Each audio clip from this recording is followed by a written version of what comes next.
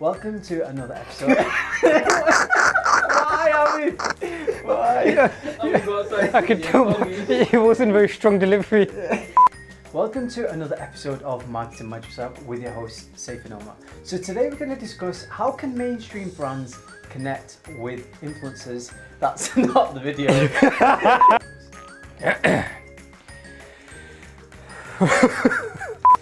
Welcome to another episode of Marketing Madrassah. We're your host, Saif and Omar. And today's episode we're going to discuss how can mainstream brands connect with people to target the halal economy. So how...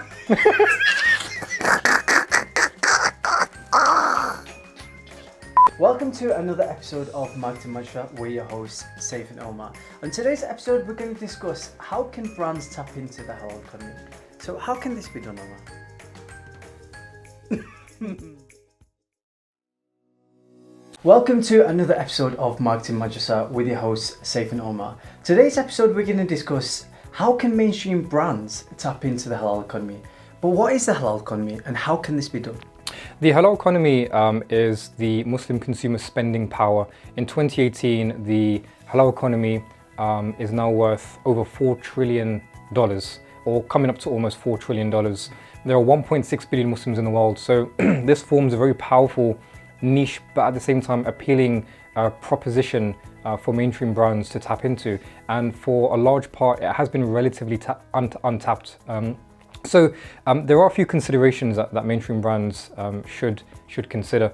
The first one is that the Muslim calendar is kind of divided into a few key seasons. The primary one and the most known one is Ramadan, the month in which Muslims fast. This is the kind of spiritual month. This is the month in which everything kind of really culminates in, and Muslims look forward to all year long. So if I was a supermarket, for example, you would know that Muslims have two key meals during the day. Suhoor, which is the pre-dawn meal, and iftar, which is the meal that you have at sunset or after sunset. Knowing this, you would want to market your product or your food in such a way, knowing that Muslims are going to eat at nighttime, for example, maybe after 9 p.m. So what is it that you can sell to the Muslim consumer that would be quite easy for them to cook at that time, or would be quite a meal that they would want to eat at that time of night? The second thing is knowing kind of the cultural sensitivities surrounding Muslims. So, knowing, for example, that, of course they don't eat pork, they don't drink alcohol, there are certain things to do with gender interaction which you need to take into consideration. So, for example, modest fashion now is a huge market. And if I was a mainstream brand, I would want to make sure that the dresses and the clothes that I'm designing really tailor for what Muslims generally like to wear. So if you're targeting more practicing Muslims, you'd want them, the gowns for women to be quite long, not to be particularly see-through, not to be particularly tight, for example. The third thing to consider is that in 2018, influencer marketing is now probably the primary way to market your business. And Muslim influencer marketing works no differently. So if I was a business, I would want to tap into some of the key Muslim influencers in the industry that I work in to best promote my product.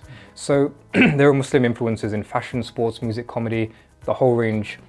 Some of them are micro-influencers who have about 20,000 to 100,000 followers. Some are macro, 100,000 plus. So really look into who the key influencers are in your field and who are liked and have good engagement and represent your brand and values in the right way, and look to work with them so they can help enhance your business. So, and the fourth thing is understanding the kind of emotional psyche of Muslims, using terms which will tap into them emotionally and using emotive language. So, using terms like salam, meaning peace, which is how Muslims greet each other, knowing what Muslims do and don't do. There was a famous advert which came out last year in 2017, which showed an imam and a priest ultimately coming together in an act of unity. Which was by Amazon, and this advert showed key things which Muslims do, for example, praying, but it also showed things like the imam and the priest ultimately getting along. And this is something in today's society that people want to see. People want to see that harmony between faith. They want to see that harmony between people of different backgrounds and ethnicities and religions. So understanding things like that, even for example on Eid, you might say Eid Mubarak, which is a popular term amongst Muslims, and people would appreciate that sentiment of just acknowledging what Muslims say. So these things might increase your engagement and your traffic to your website, and ultimately build or produce a more authentic and likable product. Sure, it builds, trust and builds the connection with Exactly. them. So yeah, that's great. So that's it for another episode of Marketing Madrassah today. Let us know your favourite tip in the comment section below, and we'll catch you next time.